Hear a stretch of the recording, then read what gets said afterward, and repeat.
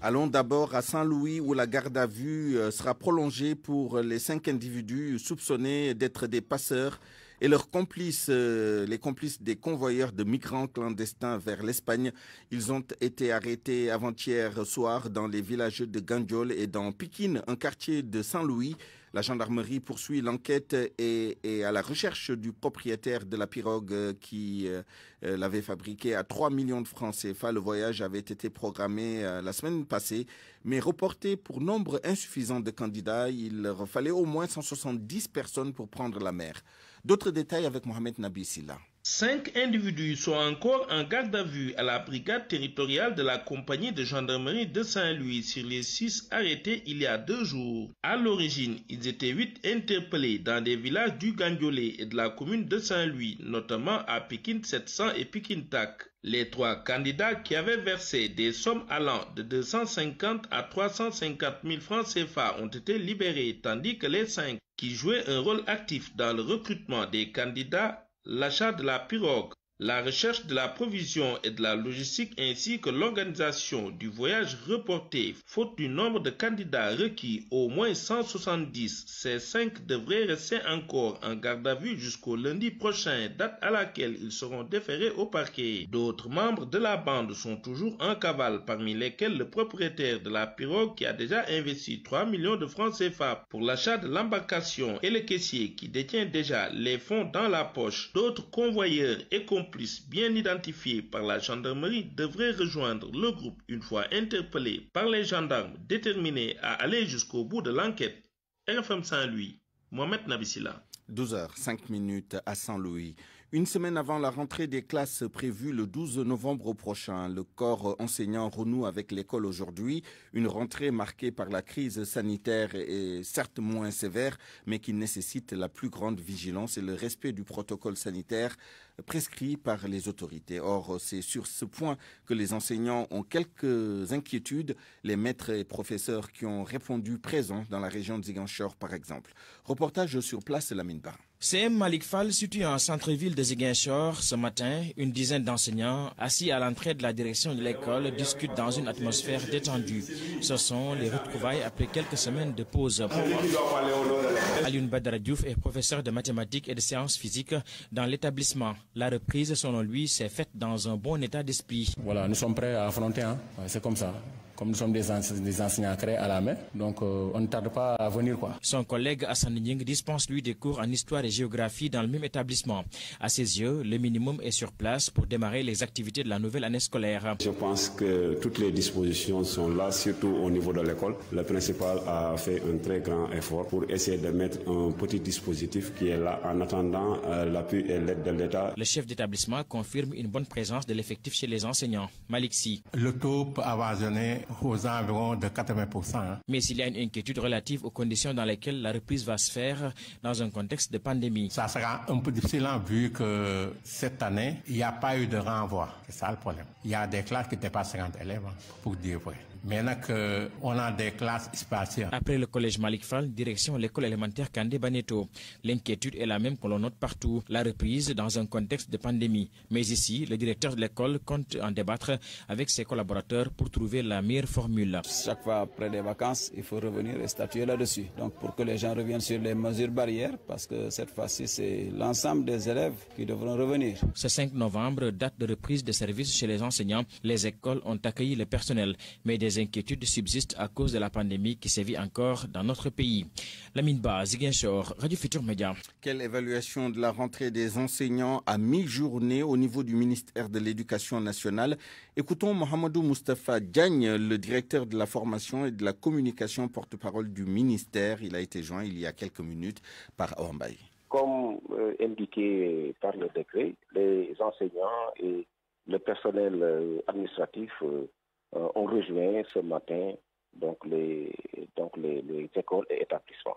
Nous sommes très satisfaits de la présence de ces collègues-là, mais il faut comprendre que pour certaines raisons liées à la maladie, liées à des cas de force majeure, certains collègues, évidemment, n'ont pas pu rejoindre les écoles. Mais de façon générale et massive, Donc les collègues, les enseignants, le personnel administratif, tous ont rejoint les écoles pour marquer donc la reprise des cours. Et donc le 12, Inch'Allah, les élèves suivront. Et heureusement que la pandémie est en train de s'essouffler, de s'estomper.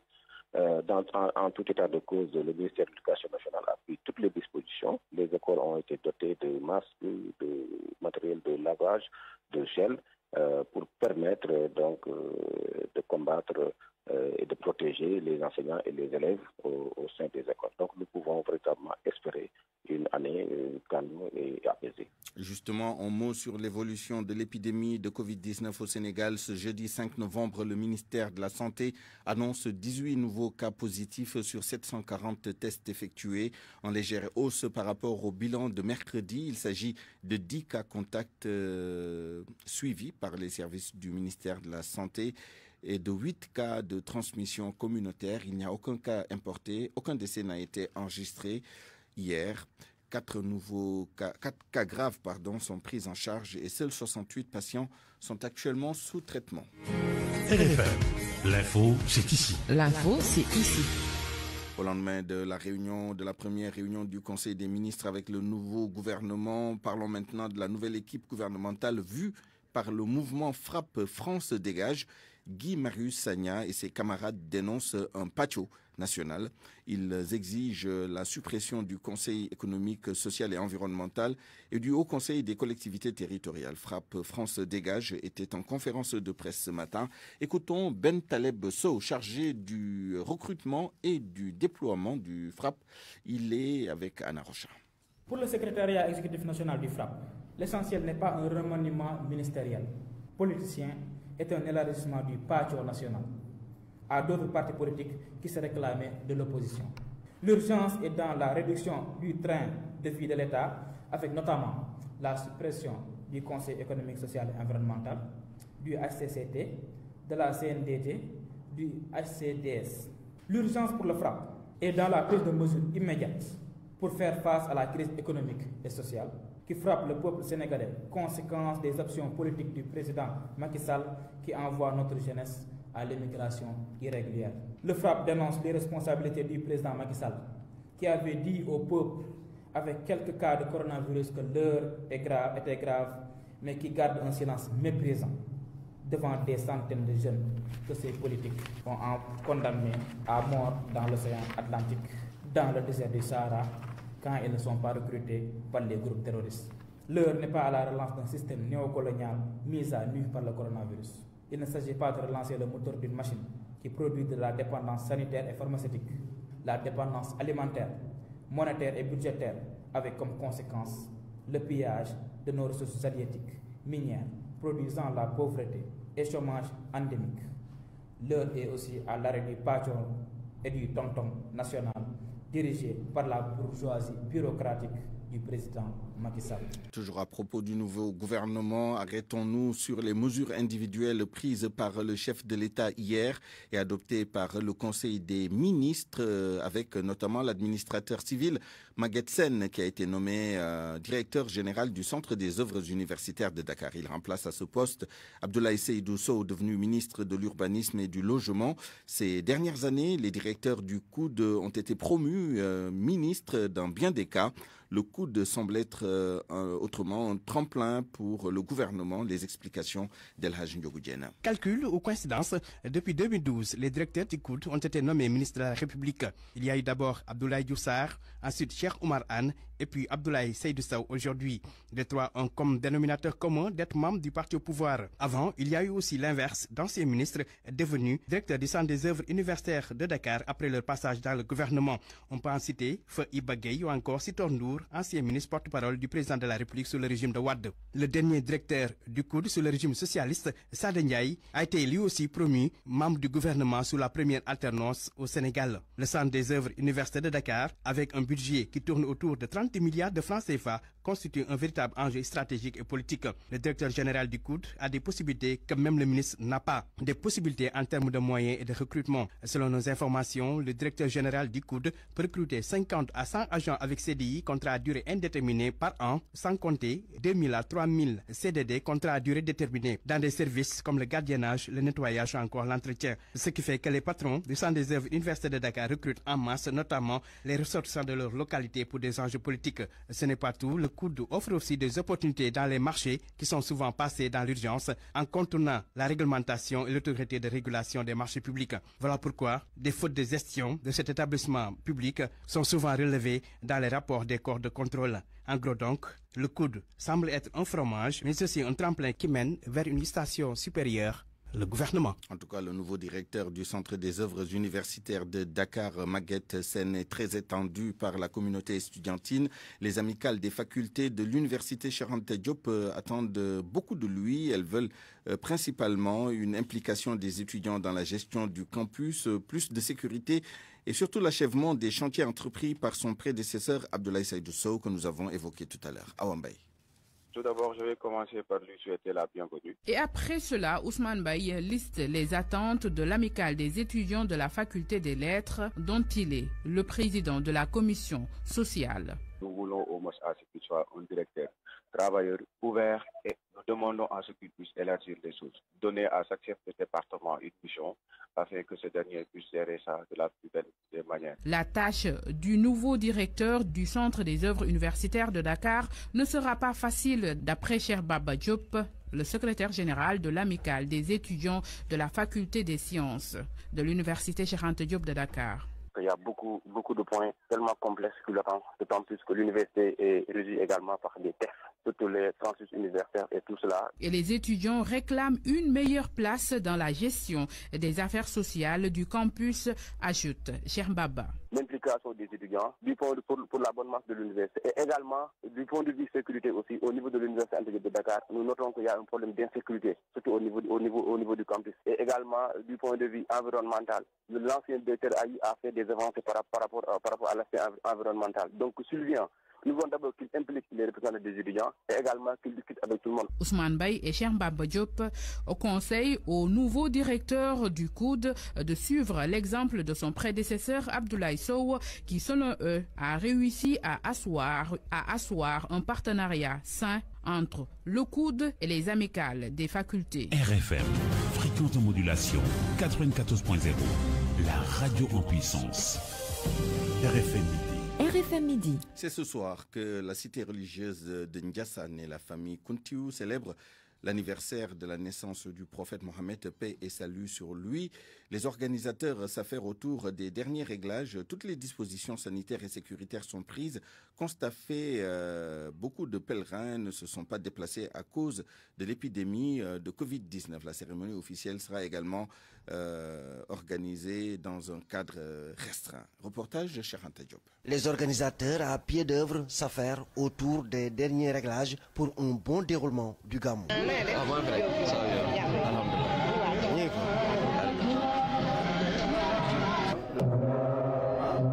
Tala Diara. On peut dire un peu cool. Ils n'ont pas encore terminé les désinstallations, mais ça viendra après. Là où on est à Kéala Djimambou, il y avait beaucoup plus de monde chaque année. Mais cette fois-ci, on n'en a eu qu'un petit nombre. C'est dû à quoi? Je ne sais pas, aux pandémies. Selon Pape Ndoye, le premier vice-président de la Fédération nationale des cadres du Sénégal, pour l'instant, les pèlerins ne sont pas encore venus en masse. Mais il espère que d'ici ce soir, la cité religieuse sera bondée de monde. J'en suis sûr et certain que durant la nuit, il y aura beaucoup de monde. Mais à pareille période, c'était pratiquement bondé de monde. Ouais. C'est à cause certainement de la pandémie, quoi. Mais c'est sûr, c'est sûr. Beaucoup de personnes sont méfiées, hein, beaucoup de personnes. Bon, il y a beaucoup vont, comment dirais-je, ils vont venir, d'autres sont en train d'hésiter. Oui, c'est sûr. C'est normal aussi. Okay. Notre interlocuteur s'est surtout réjoui du renforcement de la sécurité cette année. Oui, la sécurité est bien renforcée, la santé pratiquement, ils ont mis, je crois, 15 points de santé. La cérémonie officielle est prévue cet après-midi dans un cadre restreint à la résidence Mame Cheikh Bou Kounta. Le thème de cette année est pandémie, ses conséquences et ses perspectives dans la pensée Kountiou. L'exemple de Mame Cheikh Bou Mohamed Kounta, Ndiassane, Cheikh Anta Diop, Radio Futur Média. Un grand rassemblement sera organisé après-demain samedi pour dire non aux caricatures du prophète Mohammed, paix et salut sur lui, et à l'islamophobie. C'est à l'initiative de plusieurs organisations islamiques et de la société civile réunies au sein du Rassemblement des Sénégalais contre l'islamophobie. Les organisateurs invitent personnellement le président de la République à venir participer à cette manifestation. Écoutons le porte-parole du RIS, Imam Ismaël Ndiaye, qui était l'invité d'RFM Matin. Cette organisation de cette représentativité diverse décide d'organiser une aussi grande manifestation en réponse aux attaques des institutions françaises contre l'islam et son prophète. Alors le président de la République doit être le premier à répondre à cet appel-là. Pourquoi? Parce que le Sénégal est le président du COMIAC, cette organisation de la conférence islamique chargée de la communication au nom du monde musulman. Et que donc si le président en est le président en exercice, il devra répondre pour montrer à la face du monde entier que le Sénégal n'est pas en reste dans cette mouvance mondiale pour dénoncer l'islamophobie, pour dénoncer les caricatures sur le prophète. C'est pourquoi nous espérons sa présence. Pensez-vous qu'il sera présent au vu de ses relations avec le président Emmanuel Macron? Peut-être qu'il ne voudra pas le frustrer avec sa présence. Oui, moi je ne pense pas que le président soit dans ses calculs, parce que frustrer Macron est mieux et beaucoup plus important, la diplomatie et l'image du Sénégal, que de frustrer 1,8 milliard de musulmans à travers le monde. Aujourd'hui, tout le monde le sait, le premier président musulman à avoir réagi sur cette question-là, qui est Recep Erdogan, certains même sont en train de l'accuser de récupération alors qu'il n'en est rien.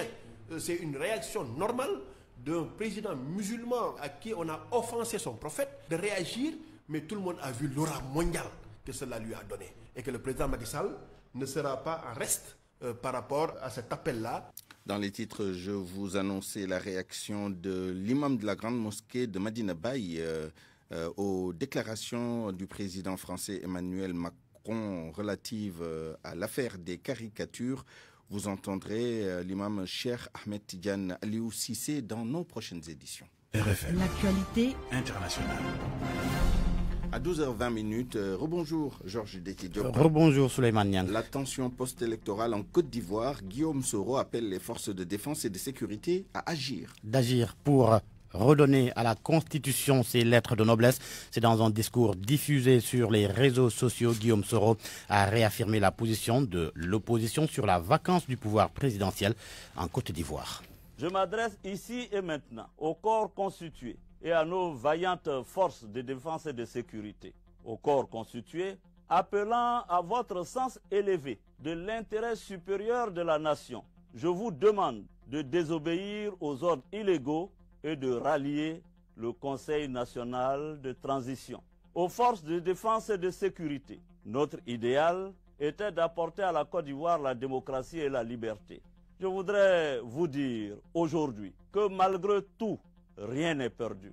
Je demande à vous, soldats, sous-officiers, officiers, officiers supérieurs et officiers généraux de notre armée, de vous regarder dans le miroir de votre âme et de votre conscience et d'agir pour stopper les tueries. Agir pour préserver notre pays de pogroms intercommunautaires.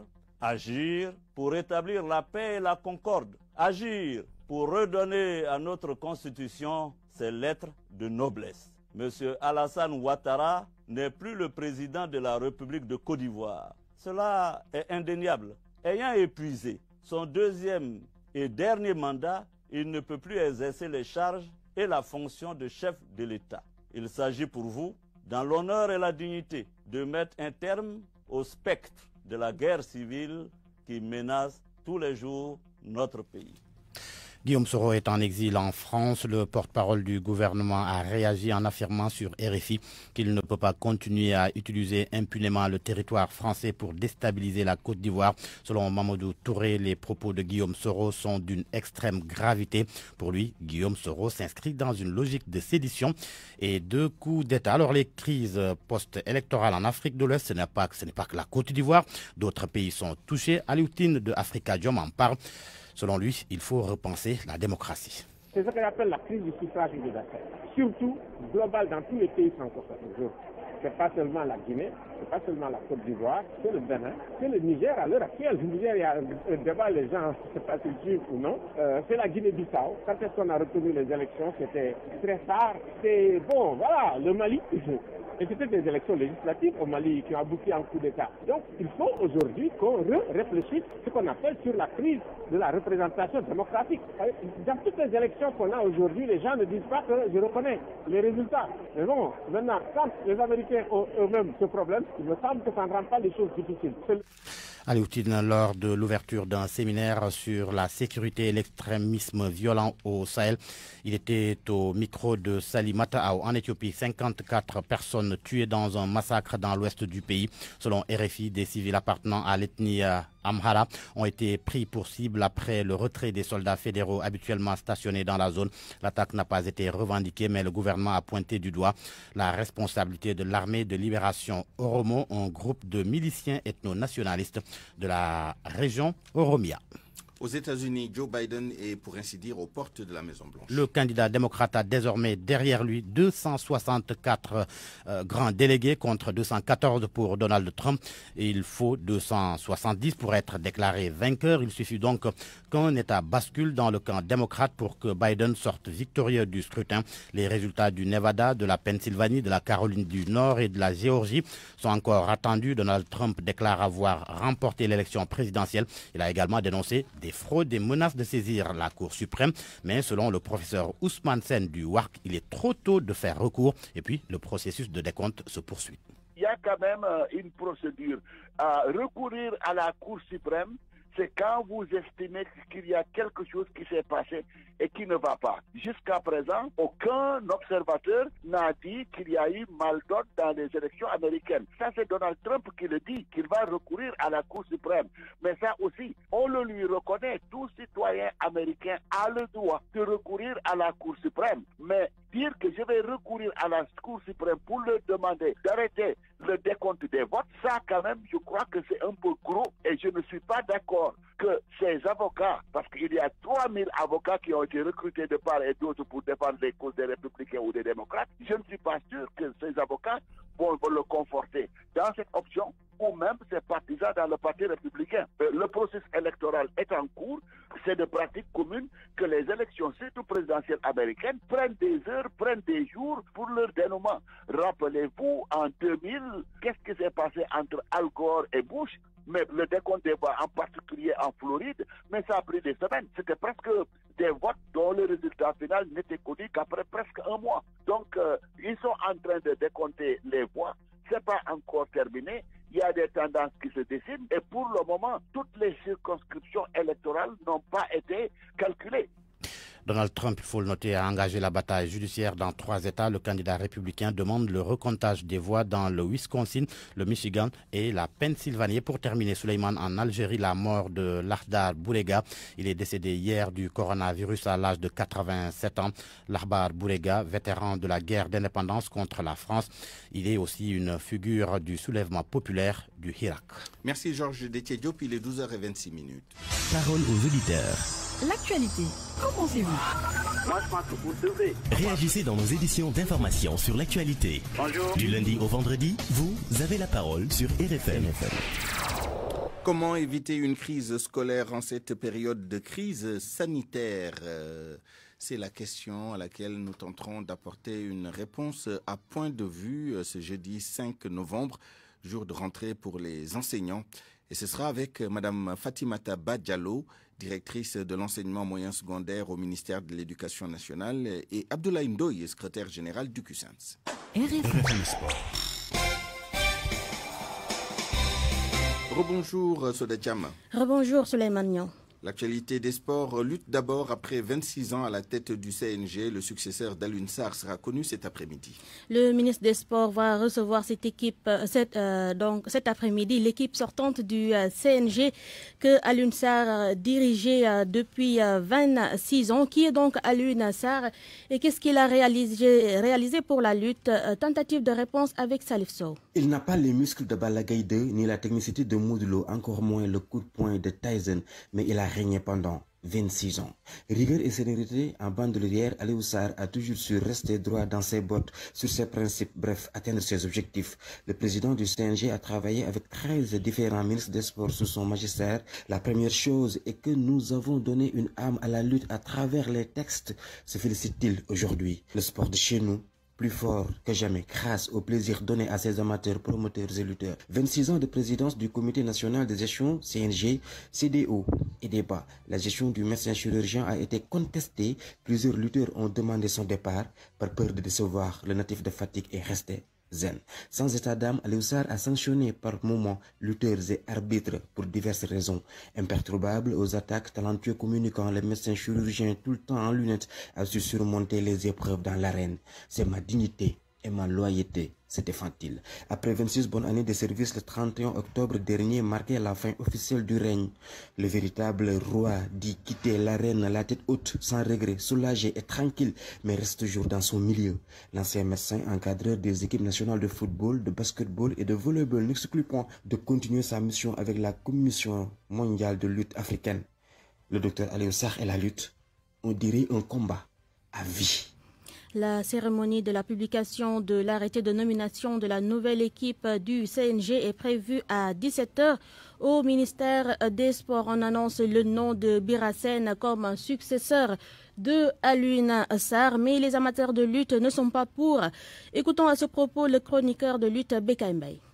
Birassène mooy le prolongement de Alioune Sarr mooy Alioune Sarr bu sant Sène. Birassène, c'est le prolongement d'Alioune Sarr. C'est à la limite comme si on avait juste attribué à Alioune Sarr le nom Sène. Avec Birassène, il n'y aura pas de changement. C'est comme qui dirait blanc bonnet et bonnet blanc. C'est la même chose. Nous voulons vraiment une rupture avec une toute nouvelle équipe, de nouvelles têtes, des gens capables de bien gérer la lutte. C'est vrai, Bira à le niveau, et je précise ici que c'est mon ami, mais je ne tiens pas en compte nos relations amicales. On se parle même parfois au téléphone, mais ça ne m'empêche pas de dire mes positions. Et si le ministre des Sports le choisit en tant que président du CNG, il va créer un problème car nous allons tous nous braquer contre lui, même s'il est notre ami, lui Matarba. Vraiment, nous voulons une nouvelle équipe avec de nouvelles têtes.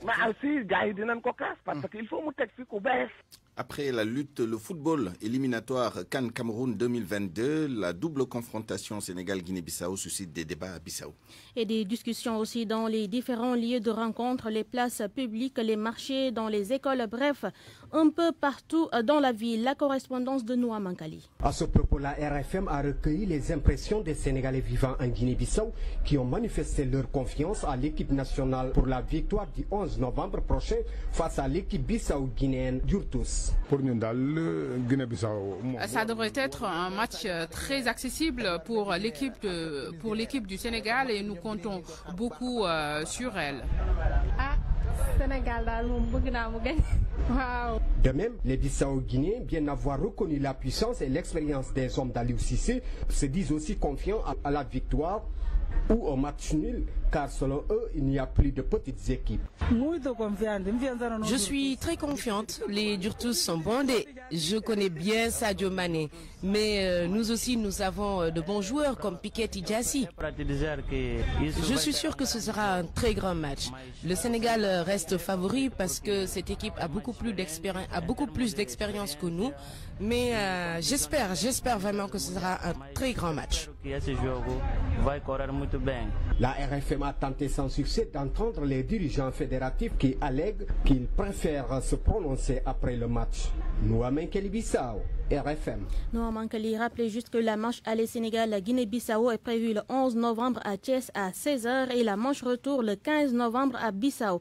Le début du regroupement des Lions est prévu le 8 novembre et les Durtus de la Guinée-Bissau sont attendus donc la nuit du 9 novembre et ils seront basés à Sali Suleiman. Basket pour finir, Afro-basket masculin et féminin U18, les équipes sénégalaises en préparation. L'équipe masculine U18 a effectué ce matin au stadium Marius Ndiaye à sa deuxième séance d'entraînement. L'équipe féminine, quant à elle, va faire son troisième galop cet après-midi, toujours au stadium Marius Ndiaye. Les deux équipes préparent l'Afro-basket, comme vous l'avez dit, de leur catégorie prévue du 1er au 10 décembre pour les filles et du 4 au 13 décembre pour les garçons et ce sera au Caire en Égypte. Suleiman. Merci Soda Thiam, il est 12h32.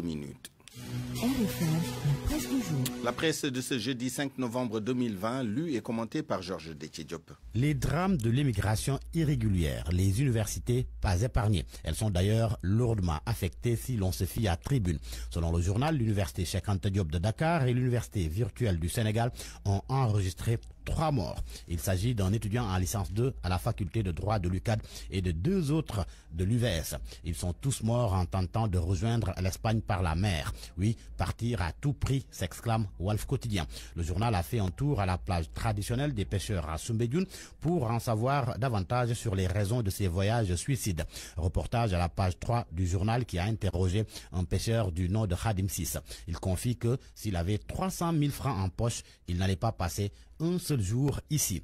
Les journées toujours difficiles de 13 familles des 79 déguerpis de Terme Sud à Ouakam. L'observateur révèle qu'elles sont écartées du partage des 800 millions de Macky Sall. Selon un des déguerpis, l'émissaire du chef de l'État leur a fait comprendre que seules 63 familles de retraités sont concernées. Les 13 familles encore en activité ont été retirées de la liste. L'Obs qui, par ailleurs, s'intéresse à la multiplication des cabinets d'imagerie médicale. Ils pullulent à Dakar avec des tarifs accessibles. Mon confrère affirme que dans la liste des soins proposés, ces spécialistes soignent presque toutes les maladies. Seulement, l'Ordre des médecins du Sénégal parle d'un business illégal tenu par des rabatteurs qui utilisent les réseaux sociaux pour attirer les clients et se faire beaucoup d'argent. Autre fait relevé par un spécialiste, cela n'est pas sans conséquence sur la santé des populations. Immersion au cœur de la mafia des soins, une enquête sur les cabinets d'imagerie médicale à lire aux pages 4 et 5 de l'Observateur. À la page 5 de Source A, il est question d'un procès ce matin à la formation disciplinaire du Conseil supérieur de la magistrature. Procès qui oppose les magistrats Yaya Amadoudia et Amadou Kane. Tous les deux avaient saisi le ministère de la Justice pour arbitrer les différends qui les opposent. Le premier nommé reprochait au second, son supérieur, de mal gérer la cour d'appel de Kaolack. En politique, les conséquences de l'entrée de Réumi dans le gouvernement, enquête indique que le Front de résistance nationale annonce l'auto-exclusion des membres qui ont intégré à son insu la majorité présidentielle. Le journal souligne que c'est Pastef de Sonko et Tahaou de Khalifa Ababakar Sall qui sont à l'origine de cette résolution du FRN. En tous les cas, Tribune constate qu'aujourd'hui, avec le départ d'Idrissa Seck vers la mouvance présidentielle, une opposition qui manque de punch, la disqualification de Khalifa Sall et Karim Wade des compétitions électorales et une société civile qui manque de mordant, le président Macky Sall est en train de se frayer un boulevard sur la route qui mène vers 2024. Macky Sall qui, sous un autre registre, a mis la main à la poche. Le Soleil informe que le chef de l'État a contribué à hauteur d'1 milliard de francs CFA dans les travaux d'achèvement de la grande mosquée de Tivavone. Cette info à la une du quotidien Les Échos. Le ministre Amadou Hott installe un malaise en Guinée-Bissau pour avoir dit que Dakar et Bissau ont signé un accord pétrolier. Faux, rectifie le président Sissoko Embalo. Les Échos rapportent que le président bissau-guinéen reconnaît qu'il y a des discussions, mais qu'aucun accord n'est signé. Les sports, la lutte à la une des journaux. Le nouveau président du CNG sera connu aujourd'hui. Souloulam donne son nom. Birassen, l'actuel président du CRG de Kaolack. Ce que confirme le journal Le Soleil. Selon le quotidien gouvernemental, Birassen aura comme vice-présidente Isabelle Sambou. En attendant la confirmation par le ministre des Sports, Alioune Sarr s'entretient avec le quotidien et Vox Populi. Les derniers coups de poing de Alioune Sarr à la une du journal Le Quotidien, ce que je regrette à la page de titre de Vox Populi. Aucun regret dans ce qu'il a fait au sein du CNG parce que rien n'a été fait sous le coup de l'émotion ou de la colère, dit-il. Il souligne que déjà en 2018, le comité savait qu'il vivait son dernier mandat qui a expiré le 31 octobre dernier. Même propos quasiment à la page de titre du journal Le Quotidien. Alioune Sarr déclare que tout ce qui le critiquait n'ont jamais eu le courage de l'affronter. C'était plutôt des coups de poignard dans le dos. À vos kiosques et bonne lecture.